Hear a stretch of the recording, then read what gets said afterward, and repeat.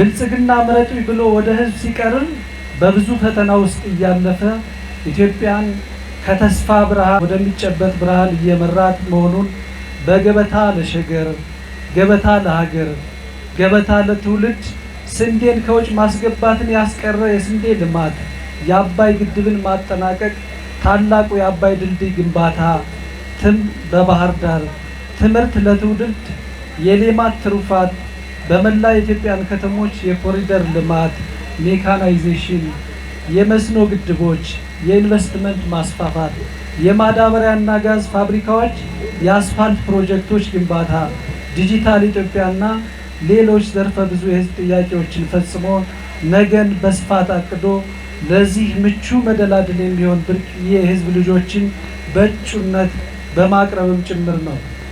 ፓርቲያችን ብልጽግና በአንድ በኩል ትናንትን በማከም የኢትዮጵያን ነገ የመትለም ቃል ኪዳን ይዞ እየገሰገሰ፣ በሌላ በኩል ኢትዮጵያን ማበልጸግ በማይፈልጉ ታሪካዊ ጠላቶቻችን ከውስጥ ባንዳዎች ጋር በመናበብ እኩይ ሴራቸውን በመዘርጋት በህዝቦች መካከል ቅሬታ እንዲፈጠር መጥፎ ዘር በመዝራት የተጀመረውን ዛሬ እያፈራ መጥቶ በውክልና ግጭት ውስጥ እንድንቆይ ሆነናል። በዚህም ህዝባችን ብዙ ዋጋ ከፍሏል። አሁን ህዝባችን ጽንፈኝነት፣ ጭካኔ፣ ጉስቁልና፣ በሰቆቃ መኖር እንደሆነ እየተረዳ መጥቷል። ማን እንደሚጠቅመው በግልጽ እየተገነዘበ ነው። ሌላው ትልቁ ቁም ነገር ደግሞ በዚህ ችግር ውስጥ ሆነን የሚታዩ የሚጨበጡ ልማቶችን ያመጣን ወደ ተሟላ ሰላማችን ስንመለስ ኢትዮጵያ፣ አማራ ክልልና ዞናችን እንዴት የበለጠ በለውጥ ሀዲድ እንደሚጓዝ ስናስብ ያለፈው ይቆጨናል፣ የነገው ተስፋችን ደግሞ ያጓጓናል። ያለ ጥርጥር ደግሞ ከተባበርን፣ አንድ ከሆን፣ ከተሳሰብን፣ ከተደማመጥን የገጠም ፈተና እናልፈዋለን፣ ልማትንም እናረጋግጣለን።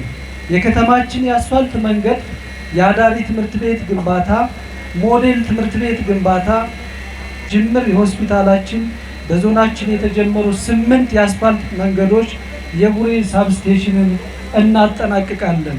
የተከበራችሁ የዚህ ምረጡኝ ቅስቀሳ የድጋፍ ሰልፍ ተሳታፊዎች፣ ክቡራንና ክቡራት፣ ብልጽግና በፖለቲካዊ ዲሞክራሲያዊ ግንባታ ኢትዮጵያን የሚያሻግሩ ትልሞችን ይዟል።